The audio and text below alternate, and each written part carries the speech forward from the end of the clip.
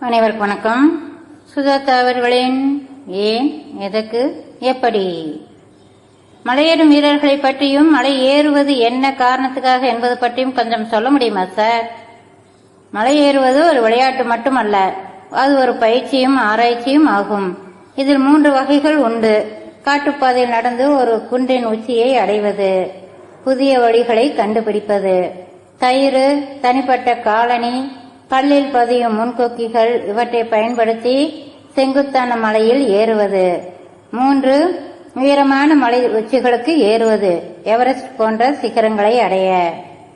எதற்காக மலை ஏற வேண்டும் என்றால் மனித எத்தனத்தின் எல்லைகளை அது பரிசோதிப்பதால் தான். ஏதோ ஒரு விதத்தில் மரணத்தின் ஒளிம்பில் விளையாடி பார்க்கும் இச்சை மனிதனுக்கு எப்போதுமே உண்டு. மலையேறும் வீரர்களுக்கு அது அதிகமாகவே உள்ளது. பாராசூட்டிலிருந்து குதிக்கிறார்களே, அவர்களும் இந்த வகைதான். உடலின் உள்ளுறுப்புகளை ஊடுருவி பார்க்கும் எக்ஸ்ரே கண்களை கொண்ட நாதஷா டெம்கினா எனும் அதிசய பெண் ரஷ்யாவில் இருக்கிறாராமே, இது எப்படி சாத்தியம்? இது சாத்தியமே இல்லை. உடலை ஊடுருவி பார்க்கும் எக்ஸ்ரே என்பது ஒரு நுட்பமான கருவி மூலம் எக்ஸ் கதிர்களை உண்டாக்கி உடலின் ஊடே பாய்ச்சி மறுபக்கத்தில் பிலிம் வைத்து அதில் உண்டாகும் பிம்பத்தை பார்ப்பது. ரஷ்ய பெண்ணின் கண் திரை ஒளியையும் தாண்டி அதிக துடிப்பெண்கள் கொண்ட பிரீக்வென்சி நம்பர் எக்ஸ் கதிர்களை பதிவைப்பதற்கு ஏற்ப அமைப்பில் வேறுபட்டிருந்தது என்று வைத்துக் கொண்டாலும் நம் உடம்பின் மேல் பட்டு தெரிக்கும் வெளிச்சத்தில் எக்ஸ் கதிர்களே இல்லை என்பதுதான் உண்மை. நன்றாக சோதித்து பார்க்க வேண்டும். ஒருவேளை ரஷ்ய பெண் கைவசம் ஒரு எக்ஸ்ரே மெஷினையும் வைத்திருக்க வேண்டும். முன்ஜென்மம், மறுபிறவி, இதை பற்றி விஞ்ஞான ரீதியிலான ஆராய்ச்சி நடைபெறுகிறதா? முன்ஜென்மம், மறுபிறவி இவற்றில் எதுவுமே அறிவியல் ரீதியாக நிரூபிக்கப்படவில்லை. முன்ஜென்ம ஞாபகம் இருப்பதாக சொல்கிறவர்களின் கூற்று அறிவியல் நோக்கில் உன்னிப்பாக விசாரிக்கையில் பொய்யானது என்றுதான் நிரூபிக்கப்பட்டுள்ளது. இறந்ததுக்கு அப்புறம் நிகழ்வதாக சொல்லப்படுவது ஒரு சில கணம் இறந்த பின் நியர் டெத், புத்துயிர் பெற்றதாக சொல்லப்படுவது என சில அனுபவங்கள் நம்பும்படியாக விவரிக்கப்பட்டுள்ளன. மறுபிறவி, உலகின் பல மதங்கள் மறுபிறவியில் நம்பிக்கை வைப்பது என்னவோ உண்மை.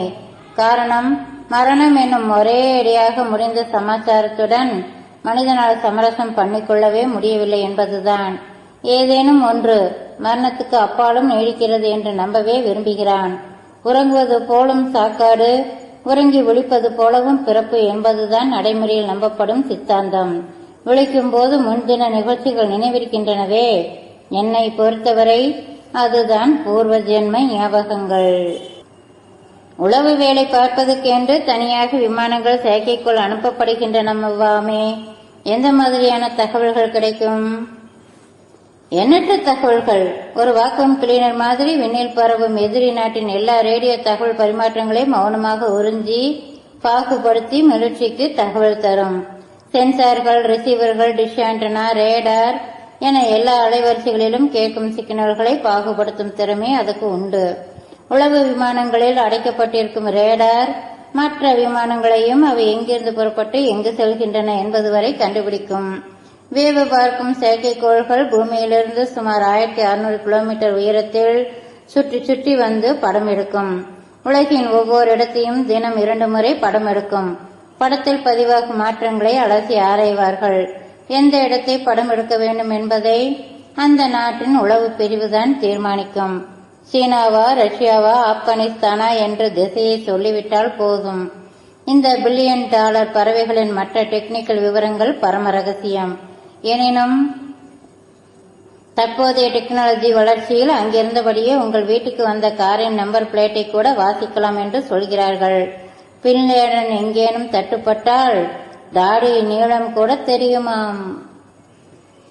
நாசா விண்வெளிக்கு அனுப்பியிருக்கும் ரோவர் ஸ்பிரிட் பற்றி சொல்லுங்கள் சார். 100 பில்லியன் மைல் கடந்து செவ்வாய் கிரகத்தில் மெத்தென்று இறங்கி தான் இயங்கியான அதன் கேமரா சாதனங்கள் விரித்து படம் எடுத்து 10 நாட்கள் பூமிக்கு செய்தி அனுப்பிய ரோவர் ஸ்பிரிட் விலை $820 மில்லியன். யார் கண் பட்டதோ திடீரென்று மௌன விரதத்தில் ஆழ்ந்தது. கலிபோர்னியா ஜெட் ப்ரொபல்சன் லேபிலிருந்து அதை இயக்க பல செய்திகள் அனுப்பியும் உள்வாங்கிக் கொண்டு பதிலளிக்காமல் இருந்தது. 60 தடவை ரீபூட் பண்ணிக்கொண்டு விட்டது. Something wrong. நாசாவின் முயற்சி வீண் போகவில்லை. அதன் இரட்டையான ஆப்பர்ச்சுனிட்டி செவ்வாயில் இறங்கி படங்கள் அனுப்ப தொடங்கியது. படங்களை பார்க்கையில் சமதளமாக இரும்புத்தாது இருப்பது போல் தெரிகிறதாம். ஆப்பர்ச்சுனிட்டி தொடர்ந்து செயல்படும் என நம்பிக்கை உள்ளது. இதனிடையே புதிய ரோவர் ஒன்றையும் அனுப்பும் ஏற்பாடுகள் நடக்கின்றன. ஸ்பிரிட் அனுப்பிய படங்களை டிஜிட்டலாக திருத்தி கிடைத்த காட்சிகள் பிரமிப்பூட்டுகின்றன. செவ்வாயின் தரைப்பகுதி கெட்டியாக இருக்கிறது என்பது தெரிகிறது. மணற்பாங்காக இல்லை. செவ்வாயில் தண்ணீரோ ஐஸோ இருக்கலாம் என்கிறார்கள். உயிர் இருப்பதன் முதல் தேவை அது.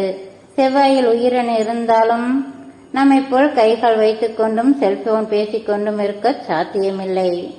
ஸ்பெயின் நாட்டு காளை சண்டைக்கும் அலங்காநல்லூர் ஜல்லிக்கட்டுக்கும் என்ன ஒற்றுமை வேற்றுமை? ஒற்றுமை, இரண்டும் காளை, இரண்டிலும் மிரண்ட காளை, இரண்டிலும் காளைக்கு துன்பம், ரத்தம். வேற்றுமை, ஸ்பெயினில் ஒரு ஆள்தான், அலங்காநல்லூரில் 100க்கு மேல். ஸ்பெயினின் காளை ஈட்டியால் குத்தப்படும், இறுதியில் செத்துவிடும். அலங்காநல்லூர் சாகாது. கொம்பு குத்தி தள்ளப்பட்டவர்களில் மிதிப்பட்டவர்களில் யாராவது சாகலாம். ஸ்பெயினில் அது தேசிய விளையாட்டு, அலங்காநல்லூர் உள்ளூர் விவகாரம். பந்தயம் ஆரம்பிக்க 1 2 3 என்று கூறும் பழக்கம் எப்போது தோன்றியது? இந்த 1 2 3 சமாச்சாரம் ஆங்கிலேயர்களின் காலனி ஆதிக்க சமயத்தில் வந்திருக்க வேண்டும். 1 2 2.5 2.25 என்ற காமெடி பண்ணுவது சினிமாவில் மட்டும்தான் உண்டு. ஒலிம்பிக்கில் 1 2 3 கிடையாது. ரெடி என்று விசாரித்துவிட்டு ஒரு வினாடி தயக்கம், ஒரு துப்பாக்கி வெடி, அவ்வளவுதான். இன்னொன்றையும் கேளுங்கள். ஒலிம்பிக் போட்டியில் வீரர்கள் சாதனை செய்யும் நேரத்தை ஸ்டாப் வாட்ச் வைத்துக் கொண்டு ஆரம்ப முடிவு நேரத்தை அளவிடுவது எல்லாம் பழைய சங்கதி. 1988 சியோல் ஒலிம்பிக்கில் நீச்சல் ஓட்டப்பந்தய போட்டிகளில் புது முறையை அறிமுகப்படுத்தினார்கள். ஸ்டார்டிங் பிஸ்டல் எனப்படும் துப்பாக்கியுடன் கம்ப்யூட்டருக்கு இணைப்பு கொடுக்கப்பட்டிருக்கும். துப்பாக்கி வெடித்ததும் கம்ப்யூட்டரில் டைமர் ஓட ஆரம்பிக்கும். முடியும் இடத்திலும் போட்டோ பினிஷ் கேமரா கம்ப்யூட்டருடன் இணைக்கப்பட்டிருக்கும். அணு ஆராய்ச்சிகளில் இனி இந்தியாவுடன் இணைந்து செயல்பட போவதாக அமெரிக்கா அறிவித்துள்ளதே. இது சாதனை அளவில் மறுமலர்ச்சி ஏற்படுத்தும் தானே? ஆம், அணு ஆராய்ச்சிக்கு அத்தியாவசிய தேவையான சில உபகரணங்களை நாம் பெறுவதில் தடை நீக்கப்படும். அணுசக்தியை மனித மேம்பாட்டுக்கு பயன்படுத்துவதில் முன்னேற்றம் ஏற்படும். அணுகுண்டு செய்வதில் அல்ல. அணுகுண்டு வழக்கம் போல ரகசியமாகத்தான் தயாரிக்க வேண்டும். காரணம், பாகிஸ்தான் குரேஷி போன்ற ஆசாமிகள் இருந்தால் சங்கடம், நல்ல விலை வந்தால் விற்று விடுவார்கள். புற்றுநோய் மனிதர்களுக்கு வராமல் தடுக்க மருந்து கண்டுபிடித்து விட்டார்களா? இல்லை, இன்னும் இல்லை. வெகு அருகில் நெருங்கிக் கொண்டு இருக்கிறார்கள். நம் உடலில் சில செல்கள் எவ்வித காரணமும் முன்னறிவிப்பும் இன்றி பைத்தியக்காரத்தனமாக இரட்டிப்பாகி பெருகுவதால் ஏற்படும் வியாதிதான் புற்றுநோய். இதன் ட்ரிக்கர் தூண்டும் நிகழ்ச்சி என்ன? சில சமயம் இது வந்தது போலவே சுவிட்ச் போட்டாற் போல் நின்று போவதும் உண்டு. இது எதனால் என்பதை ஆராய்ந்து வருகிறார்கள். இதுவரை புற்றுநோய்க்கு நேரடியான காரணம் என்று கண்டுபிடிக்கப்பட்டது சிகரெட் புகையிலை பழக்கம் மட்டும்தான். புற்றுநோய் வந்ததும் கீமோதெரபி போன்ற சிகிச்சை மேற்கொண்டவர்களுக்கு நிறைய முன்னேற்றம் ஏற்பட்டுள்ளது. அந்த காலத்தில் அக்னி கொடிவழி இலை என்ற தீப்பிடிக்கும் சாறு கொண்ட மூலிகை செடி இருந்ததாகமே. இப்போது அப்படிப்பட்ட செடிகள் இருக்கிறதா? அதிலிருந்து திரவ எரிபொருள் தயாரிக்க முடியுமா? நீங்கள் மூலிகை பெட்ரோலுக்கு வருகிறீர்கள் என்று தெரிகிறது. சுலபமாக பற்றிக்கொள்ளும் பெட்ரோல் போன்ற திரவங்கள் மூலிகைகள் சிலவற்றில் கிடைக்கலாம். பெட்ரோல் போல அபரிமிதமாக கிடைக்காது. உலகில் அப்படி கிடைக்கக்கூடிய ஒரே திரவம் தண்ணீர் தான். அதில் உள்ள ஹைட்ரஜனை பிரித்துவிட்டால் அதை போன்ற சுத்தமான எரிபொருள் எதுவும் கிடையாது. காரணம், அது எரியும் போது ஆக்சிஜனுடன் சேர்ந்து நீராவிதான் மிச்ச பொருளாகிறது. என்ன பிரச்சனை என்றால், ஹைட்ரஜனை பிரித்து எடுக்க தேவைப்படும் உபகரணங்கள், எரிபொருளை அடைத்து வைக்க தேவைப்படும் இயந்திரங்கள், செலவு தலையை உடைக்கும். கள்ள நோட்டு அச்சிட்டு புழக்கத்தில் விடுவதை ஒழிக்க அறிவியல் ரீதியான ஒரு கண்டுபிடிப்பை சொல்ல முடியுமா? ஹோலோகிராம் முறைதான். இதனுடன் வாட்டர் மார்க், ஒரு மெல்லிய உலோக கோடு இவற்றை வைத்து அதற்கான காலத்தின் தனித்தன்மை, மிக நுட்பமான டிசைன் இவற்றை கொண்டுதான் அறிவியல் ரீதியாக உதவ முடியும். கள்ள நோட்டை தொட்டு பார்த்தாலே சில சமயம் தெரிந்துவிடும். கள்ள நோட்டு செலாவணியாவது மனிதனின் அசட்டையாலும் அவசரத்தினாலும் தான். ஒரு கள்ள நோட்டு ரொம்ப நாள் தாங்காது, 1 மாதத்துக்குள் பல்லெளித்துவிடும்.